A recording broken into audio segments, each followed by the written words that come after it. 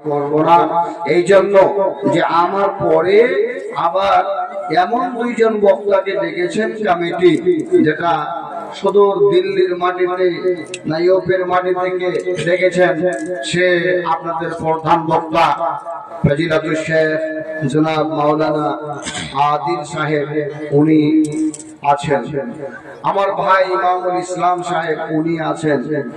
ওদের বক্তব্য আপনাদেরকে শুনতে হবে।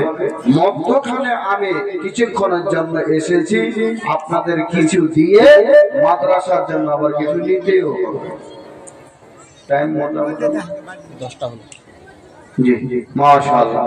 তো ভাইয়া, প্রথমে কয়েকটা কথা আলোচনা এটা করতে চাইছি, যে জিনিসগুলো আমাদের মাঝে অত্যন্ত খারাপ রেওয়াজ, খারাপ ব্যবহার চলছে, সেই জিনিসগুলো আমরা এলাকার মানুষ, কোনো ভাই, কোনো বন্ধু, কোনো বাবাজি এখন কিন্তু জ্ঞান দিচ্ছি না। সেটা হচ্ছে এই আজরাইল,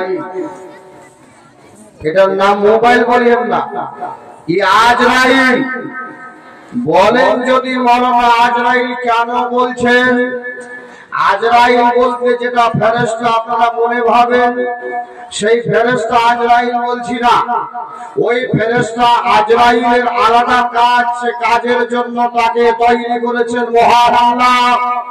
পৃথিবীর মানব জাতি যারা দুনিয়াতে পয়দা হয়েছে, তাকে মৃত্যুবরণ করার জন্য, তার জানটাকে বের করে নিয়ে চলে যাবে আর দেহটাকে এই জমিনের মাটিতে ফেলে রাখবেন।